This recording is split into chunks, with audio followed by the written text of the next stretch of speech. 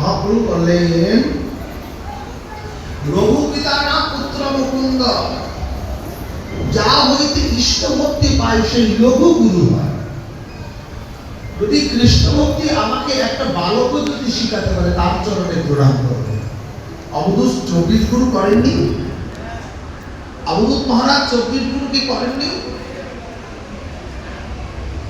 কেন? তিনি কীট পতঙ্গের থেকে তাকে গুরু করেছেন, তিনি অগ্নিকে গুরু করেছেন, জলকে গুরু করেছেন, পর্বতকে গুরু করেছেন, অজগরকে গুরু করেছেন, পিঙ্গলা বেশ্যাকে গুরু করেছেন, মাকড়সাকে গুরু করেছেন, সবাই তেলা পোকাকে গুরু করেছেন। কেন করেছেন? আচরণ শিখবার জন্য।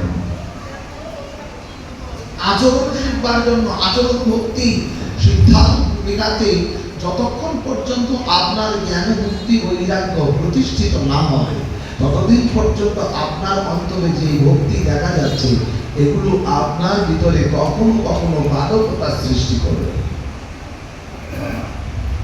যথার্থ ভক্তি নয় আপনি যেটা দেখতে পাচ্ছেন। এই জন্য মহারাজ ভক্তি জীবনে মহাপ্রভুর কৃপাকে যদি কেউ লাভ করতে চায়, তাহলে পুঙ্খানু মহাপ্রভুর দাস অধিকার জানতে হবে নিজেকে। কোনো পণ্ডিত, কোনো ধনী, কোনো মানি, কোনো কিচ্ছু এখানে চলবে না। মহাপ্রভুর দাস হতে হবে। মহাপ্রভুর দাস হতে গেলে, নিত্যানন্দের দাস হতে গেলে অবিচারে প্রেম দেওয়া জানতে হবে। অবিচারে, কোনো কণ্ঠিত করে প্রেম নয়। কে আমাকে ভালোবাসবে, কে আমাকে ভালোবাসবে না, কে আমাকে কি বলবে, কার বলাতে আমার কি হবে, কে তোমাকে কবে কি কথা কহিবে, সেই কথা ভাবিলে আর কি চলিবে, অনেক কথায় কি বা আসিলা বিছে থাকা তোলে প্রিয় না, যার মুখে ভাই কোনো কথা নাই, তার মুখে প্রাণী যেও না। এই জন্য মহাপ্রভুর ভক্তগণের বৈরাগ্য প্রধান, যাহাতে প্রীত হন গৌর ভগবান। বৈরাগ্য কথাটার অর্থ কি? নিজের মাঝে আচরণ আনা। মহাপ্রভু নিত্যানন্দ প্রভু যে ধারাকে, যে ভাবকে, যেই চেষ্টাকে, যেইভাবে আচরণ আত্মিকার দ্বারা, আচরণাত্মিকার শিক্ষার দ্বারা আমাদেরকে শিখিয়েছেন, সেইভাবে আমাদেরকে যদি ভক্তিকে যাচন করে, তবেই নিতাই গৌরের কৃপাকে লাভ করা যাবে। তা নাহলে আপনি যত বড় পণ্ডিত, কিছু নাই হন না কেন, কিচ্ছু ভক্তি লাভ হয় না। আপনাকে হীন জ্ঞান, অযোগ্যতা বুদ্ধি, ইহাতেই সাধন, ইহাতেই সর্বসিদ্ধি।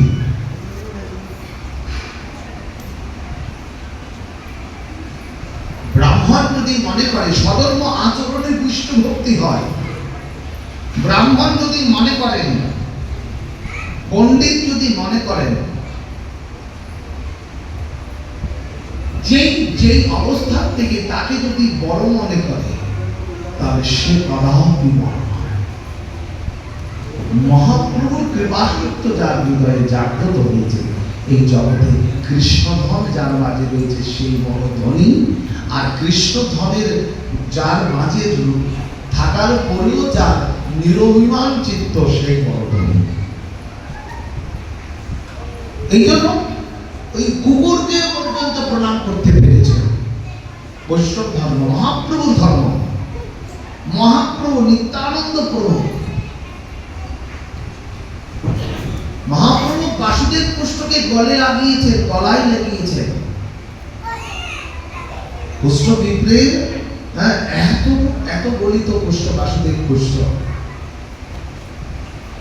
কুণ্ডরসা ছড়তে আছে, এত কুষ্ঠ হয়ে গেছে। এই পোকাগুলো পড়ে যেত, আর বাসুদেব কুষ্ঠ তিনি পোকাগুলো আবার শরীরে নিয়ে আসতেন। মহাপ্রভু গিয়ে ওই বাসুদেব কুষ্ঠকে আলিঙ্গন করেছে। আর আমি নিজেকে কোথা থেকে মনে করছি আমি এত বড় আচার্য, আমি এত বড় পণ্ডিত, আমি এত বড় সাধু, আমাকে সম্মান দিতে জানে না। মহারাজ, সম্মানের অভিমানটাই হচ্ছে আপনার জীবনের পতন। সম্মানের অভিমানটাই আপনার জীবনের পতন। মহাপ্রভুর ভক্তগণের বৈরাগ্য প্রধান, যাহাতে কৃত হন গৌর ভগবান। দ্বিজহপি চন্দাল শ্রেষ্ঠ, ব্রাহ্মণের গৃহে জন্মগ্রহণ করার পর যদি আপনার ভগবত পাদ মধ্যে নিষ্ঠা না হলো, সেই ব্রাহ্মণকে সদা ত্যায্য, সদা ত্যায্য।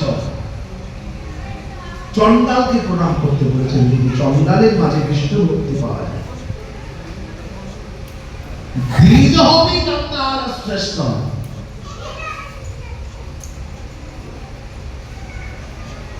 দ্বিজহপি চন্দাল শ্রেষ্ঠ। মহারাজ, এই জন্য মহাপ্রভুর ভক্তগণ সর্বদা দৈন্যতা জীবন কাটিয়েছে। উত্তম হইয়া আপনি নিবৈশ্য হইলে নিজের কিচ্ছু জানে না। নিজের প্রতি ভাবনাটা এতটাই নিচু মনে হবে, আমার তো কিচ্ছু হলো না।